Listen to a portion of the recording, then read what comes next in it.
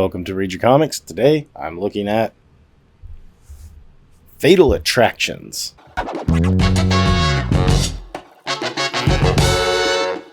Before I get started, I just want to give a quick thank you to all the subscribers, and if you're new to the channel, be sure to hit like and subscribe for more of this cool comic book content. And for those of you that have been following this channel, you'll know that I have been doing a series of top comics from 1993. Well, this is kind of the storyline or crossover arc that kind of sparked my imagination to even start doing this deep dive into 93. Early in January last year, I made a reel for Instagram using these books that had some audio about 1993 being 30 years ago. 1993 was 30 years ago. I found it really funny, and there was some, irony that it was also the 30th anniversary of X-Men. So we were celebrating the 30th anniversary of X-Men 30 years later. But then that kind of got me going, and I started making this channel, and I was like, it'd be fun to just really look at the year 1993 and all the books that are so memorable and iconic, good and bad, that came out that year. It was the peak year of comics, really. It was kind of the mountaintop after the build-up from McFarlane's Spider-Man, Jim Lee's X-Men, Rob's X-Force, the dawn of Image Comics, Valiant popping off. 93 was kind of that peak. It was like it all came boiling up, and then 94, things started tapering off, and by 96, Marvel was in bankruptcy. That is kind of my reasoning behind this exploration of 93, and it's it's been a fun one. And initially, I wasn't going to cover all of these books. I was kind of thinking about just covering the X-Men 25 and and Wolverine 75. But then when I was really looking at it, I was like, all of these deserve at least kind of flipping through real quick because of the creative teams that were working on all this stuff. So I kind of want to just, dive in one at a time, and we'll go through them kind of fast. So this is the book that launched the Fatal Attraction storyline. They all have this pretty cool hologram on the cover. This one is Havoc. They all had a wraparound cover. Very busy.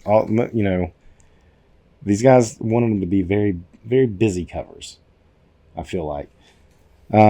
Same kind of trade dress to make sure you knew that this was part of a storyline. Now, I will say that this wasn't necessarily a storyline. This isn't necessarily part one. Really, it's only part one because it came out first.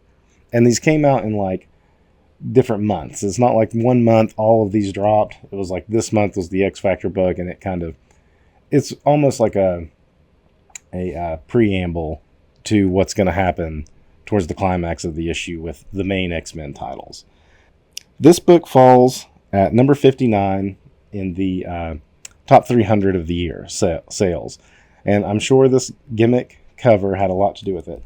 X Factor was chugging along pretty well. The artist on this is none other than future EIC Joe Quesada, which is kind of why I wanted to go ahead and look through it. And there's some pretty good art in this. The storyline, I can't remember what else is going on with X Factor. I would pop in and out of X Factor at this time, mostly just for crossovers. At this point, I guess they were kind of government operatives, and it was Havoc and Polaris. I don't think Quicksilver was on the team, but he was around at least for this storyline. Strong Guy. Who else was on it? So pretty much the acolytes of Magneto, who are being operated by Fabian Cortez, are just kind of attacking humans. And of course, X Factor is stepping in to, help stop that. So here we got Fabian Cortez. They're in a submarine. I think it was a Russian submarine that had been sunken, and that's kind of their hideout. I don't remember how they got back and forth to it. They must have had somebody that transported them. They had already been to a hospital and attacked or killed some humans, as they call them, flat scans. Pretty good work by Quesada. I like the subtle panels like this stand out to me just as much as like the big crazy action panels. Good shadows on Quicksilver here. I like Quicksilver as a character, but I've never really loved his outfit. It's very basic. This was a pretty cool sequence. So Polaris is actually flying the ship using her powers.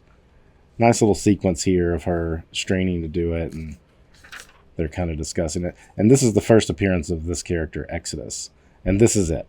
He pops up. He kind of observes them almost like an angel peeking in on them or something. And they ought not to follow him. He doesn't attack them or anything. He just kind of looks at them and then flies off.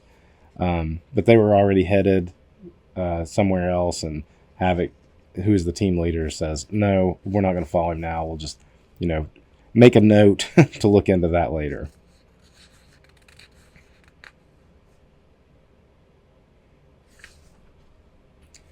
Then it's revealed by Val that there's been a secret organization rebuilding Sentinels once again, and they have all kinds of models of Sentinels, including, I think she even mentioned some Nimrod type. And if you've ever read the Nimrod issues of Uncanny X-Men, those are actually some of my favorite Uncanny X-Men issues. This obviously upsets... Oh yeah, Multiple Man was on the team too. This obviously upsets the X Factor team. And then it also comes out that Val was acting really shady. And it turns out, I think she was under some kind of mind control. So here's like an ad for the X-Men 30th anniversary, kind of what's coming out. There's Deadpool getting his own solo series, which I've already done a video on that. Go check it out. Sabretooth as well. Done a video on that. Cable, I have that pulled aside to do the Cable ongoing #1. This is just kind of like an insert basically telling you all the stuff they're putting out.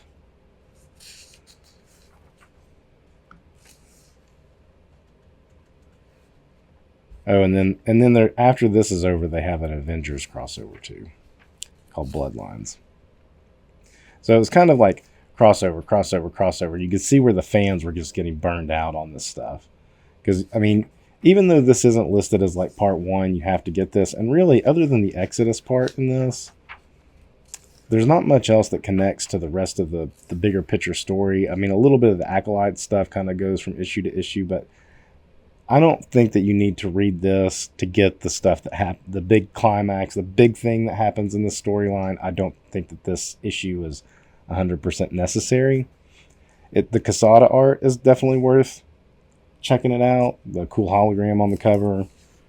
But, if you felt compelled to buy this, if you weren't getting this title and you felt compelled to buy this, you might be like, okay, what? At the end of it, you might feel like a little burned. And it was stuff like that that made it to where, the fans just got tired of this stuff. Pretty good action. Oh yeah, so the Acolytes showed back up at the Sentinel thing, and there's also a debate right here with Quicksilver being at the time he was still the son of Magneto, him and Fabian Cortez kind of having a discussion about his father and blah blah blah blah blah. Oh yeah, this was pretty cool with Multiple Man. So he's fighting this character who I have no idea who it is. He sticks his hand in its mouth and then multiplies. So that was pretty awesome. Reading that I was like, whoa, that was pretty cool. That was pretty cool. And it's done in such a way. It doesn't have to be like, I mean, you could say this is gory. There's red in it and stuff, but it's not completely over the top because of the shadow and stuff. And I like that stuff about this kind of comics.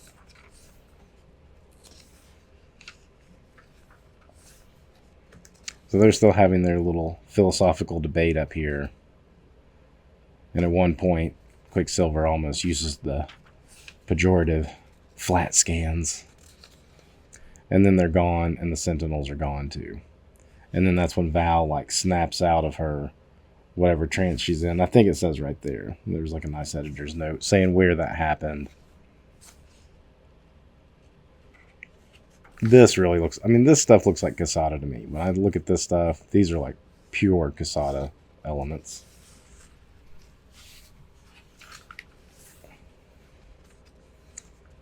And that was the end of the issue. Anniversary pinup. Who's that? Who did that pinup? I don't know if that pinup is Casada or not. Let's see. And then it tells you where to go to the next book. I was like, hey, you read this one. Guess where follow the next chapter, which was in X-Force 25. This one was the number 68 top-selling book of 93. And of course, you're going to get a awesome-looking Cable hologram on there. Cable had been out of X-Force for a while, and this issue was his big return to the book.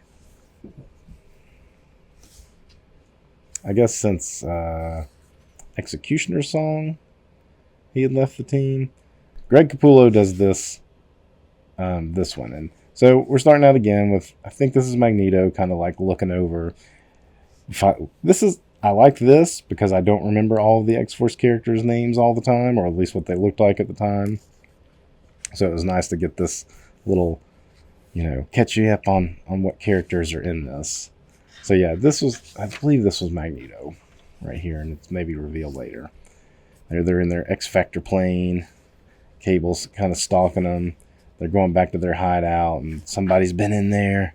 Somebody's been eating the porridge and sleeping in the bed. And then it almost turns out like it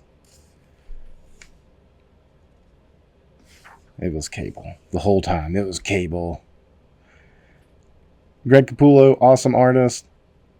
Definitely doing a little Liefeld-ish cloning here, at least with these like lines and hatch marks. If you didn't tell me this was Capullo, I wouldn't know, because he goes on to develop his own style, or at least allowed to draw in his own style. My guess is there was some editorial mandate that this book had to have that little bit of Liefeld touch to it. But this is a pretty cool looking Cable. His gun has still got that rectangular barrel, but it's not like ridiculously big. His hands are in the proper proportion. I mean, his thighs a little big there, but shoulder pad actually kind of makes some sense. It's not ridiculously big. These like rifle holsters or whatever are still a little over the top, but still pretty cool looking Cable. They're happy to see him, happy to get him back, except I think maybe Richter or Cannonball, one of them's a little upset. Shatterstar's happy to see him and kneels to him. Yeah, Sunspot and Richter, they're a little bitter. They feel like they were abandoned for a while. It's pretty much, this issue is like them catching up for the most part. And now that Cable's back on the team, they're kind of having some downtime, chilling, doing some training.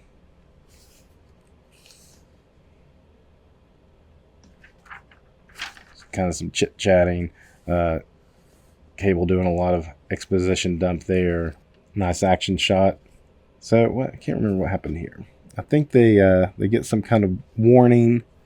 I don't know if it's their place. Okay, Exodus shows up. So here we get our second Exodus. And here he talks for one thing, and he explains that he is kind of like a harbinger of Magneto, so to speak. He's come to invite the original New Mutants from that team, the ones that Magneto was once the mentor teacher of when he was the headmaster in the New Mutants book. And those are the ones he's come to invite to Avalon. And of course, Cable isn't having it.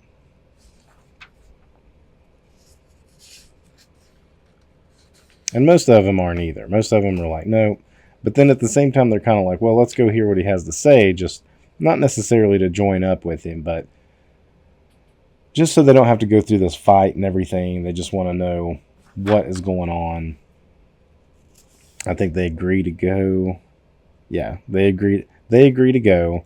Basically, it's like Cannonball and who else? Who else was on the team? Like, Siren wasn't one of the original New Mutants, and so that's who's left behind, is Shatterstar, Siren and the John or James Proudstar, the War Path. I get those two confused. I think it's James. Anyhow, so he takes him back up to Avalon. And and they have these other two characters that have been like kind of in a coma, and their healer heals them up. You know, Magneto's making his play here to get pretty much everybody to join up with him. This is Avalon. It's not Asteroid M. Although it is like a big space station. And then the rest of the X-Force team basically shows up in their spaceship, because everybody has a spaceship. They come to rescue him.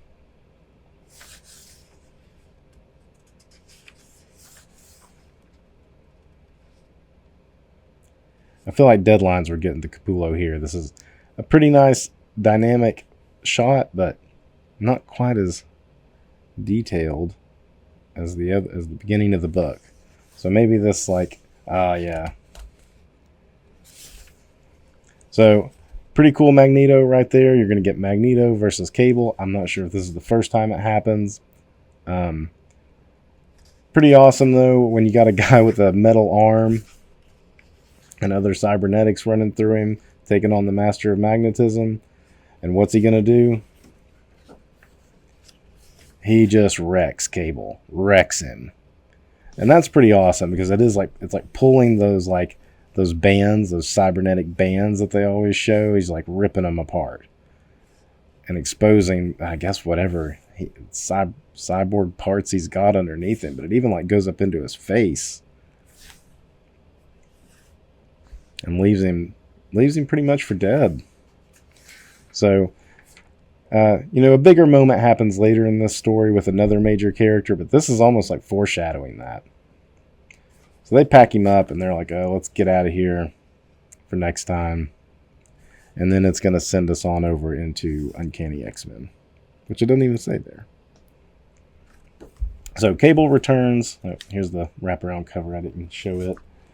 Cable returns to X-Force. Kind of a big moment if you were into that title. And Cable gets wrecked by Magneto. That's kind of the gist to get out of this issue. All right, we're getting into some X-Men books now. Uncanny X-Men. This is the number 41 selling book. Has a super awesome looking Magneto. I want to say Greg Capullo did the original art to that too, if I'm not mistaken. But we got John Romita doing most of this issue. Some of this issue, I believe, is different artists. But so another busy wraparound cover. But at least you got a nice Magneto here in the foreground taking on. You've got X-Factor and X-Force are going to kind of be in this one.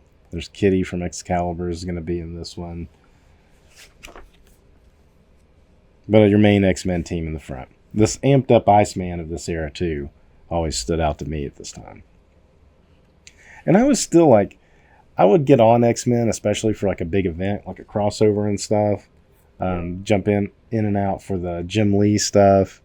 But I was not a consistent X-Men reader. I read Wolverine pretty consistently, but I wasn't a consistent X-Men reader when I was getting this. But there's a big thing that it was solicited to happen, so everybody kind of knew it was coming up. So I was definitely on board for this stuff. Definitely starts out with some John Romita. We got Exodus again. So he comes to visit the acolytes that are down in the sub. And they're almost like a splinter group from Magneto. And they're following Fabian Cortez, who in a way is kind of betrayed Magneto. He's kind of trying to take over the acolytes while also saying that he's doing it in service of Magneto. He's trying to kind of play both sides, but he's really making his play to take over. So Exodus comes, kind of exposes him as a traitor to Magneto. They get into it, and Exodus wrecks him too. So Exodus's powers aren't really defined too well, other than he just has this like energy power, and he looks somewhat like angelic in a way. I still don't really understand what his powers are. So that's kind of a failing in this, I would say, is that it introduces this new character that's probably meant to be like a big major villain going forward, and they don't really explain him or establish him very, very well. That may be a bad lesson learned from Claremont, because when you think about it, sometimes like Mr. Sinister, for instance, Claremont didn't really do a great job establishing who Mr. Sinister was, what his motivations were, what his power set were. He would just pop up. Anyway, I'm going on a rant because I think it was a bad lesson learned from the Claremont days of just throwing a villain out there and expecting them to really take off. Cut to Xavier. We're finally seeing some real X-Men in this story. Got to turn it sideways page. He has like a little, I don't know if it's like, I mean, it looks digital here. So I guess maybe he's talking to Lalandra straight up. Like a hologram. Usually they just mentally connect. We see something called the Magneto Protocols. So here Xavier's kind of like thinking about what he needs to do about Magneto. There's a Magneto threat that's going too far. And he feels like he's never done enough to stop him, always trying to redeem him, and now it's time to make the move to really put an end to it.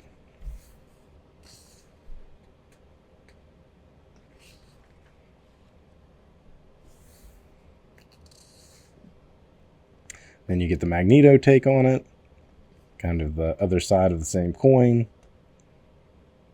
I like the John Romita art. I like John Romita, and a lot of people don't like this particular era of his X-Men work because they think it's too blocky, and there is that. But I really like it. Now, yeah, this one, I don't know if this one, why it has other artists. This is Jay Lee. I don't know why, but it almost, these other artist pages almost feel like they were added in. So I'm wondering if Romita Jr. did a standard size issue, and then they wanted to make it a thicker issue, and Romita Jr. was probably already on to the next one. And so they just filled it in by getting another artist, or there's a couple, to fill in a couple extra pages so that they could pad it out, throw that hologram on it, and charge you $4. Because back then, we were in the $1.50, $1.75. We weren't even at the $1.95 era for Marvel books yet. So $4 cover price was, at least twice what a standard issue was. But you get a couple Jay Lee pages in here, which is kind of cool. This is all like a Quicksilver. No, this is Magneto reminiscing about his past. Kind of, you got Jay Lee doing the Magneto origin story, more or less.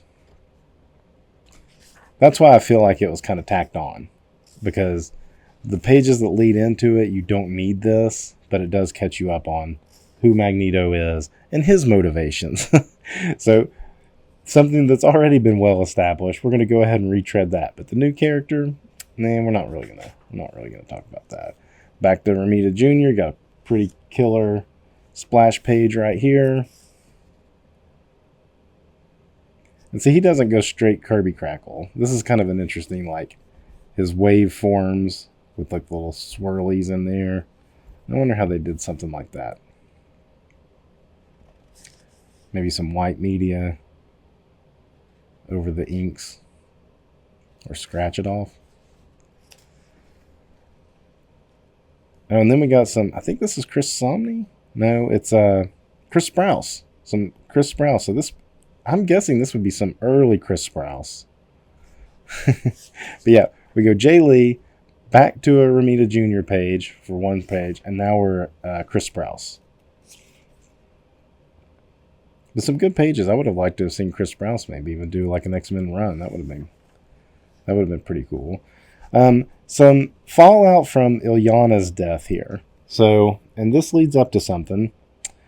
Ilyana had just passed away from the legacy virus, and Colossus was feeling pretty down about it. He's out here like burning his paintings and stuff. Kitty's there to be like, what? You can't just erase your past and throw it away. And he's being super cold, super cold. And he may have been stuck in his metal form at this point. I can't remember, but he's in his metal form, almost like he's like abandoned his humanity in a way. They're setting up a funeral for Ilyana here. And Bishop is kind of being cold about it because he's a soldier from the future. So he's kind of like, this is a waste of time. Like, somebody died and that's sad, but, we don't have time to put on like a big ceremony. Banshee basically calls him an ass for saying that. Now they're going to have their funeral.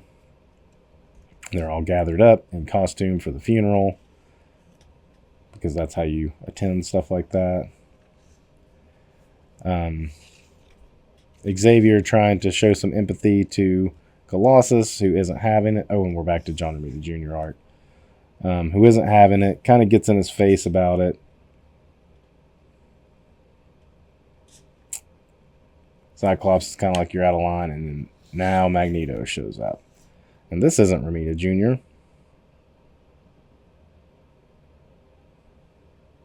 I'll have to look. I can't remember who this artist is, but that's definitely not Romita Jr. Magneto shows up, and he does an exposition dump.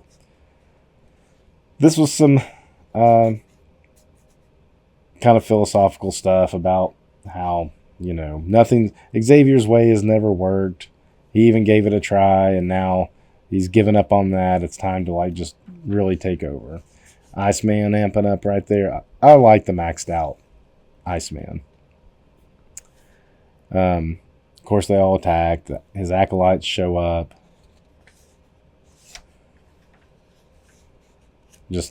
Everybody was in their costume, but Xavier was in his standard wheelchair instead of his Jim Lee wheelchair. But that does make for a cool breaking it apart. Yeah, this isn't Romita Jr. at all.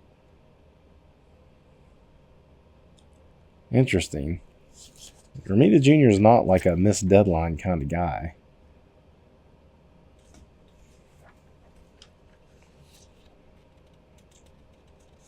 The art style is jumping around in this, but I mean, this is pretty good. I'll have to look in the back and see who it was.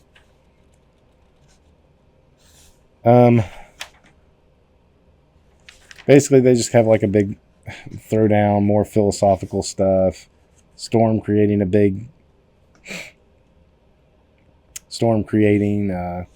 some lightning and stuff as Avalon hovers above them.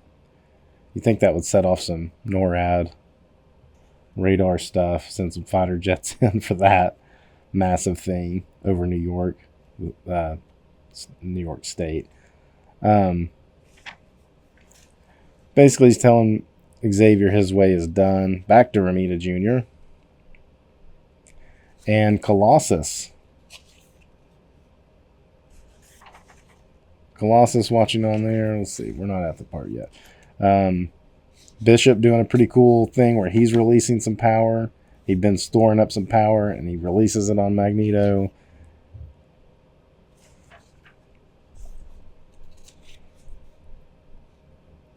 Storm comes up and tries to talk some sense into him, tries to soak some power up. Because, she's kind of got a little thing for Magneto. Thought he had a thing for her. Sort of did, and he kind of mentions that, but he's like, no. He's like that.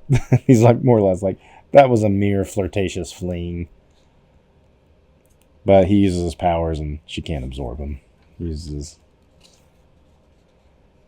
Throws her to the side. There's some more pretty cool stuff with Bishop happening here. Bishop really giving Magneto the business.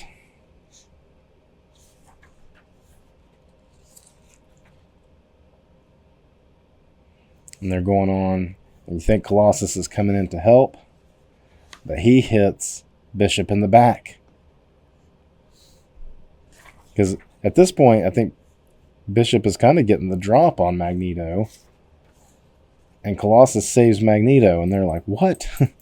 And he's like, I've tried Xavier's way, and it's not worked out. I've lost everyone I love, including my baby sister, and I'm going to give Magneto's way a try.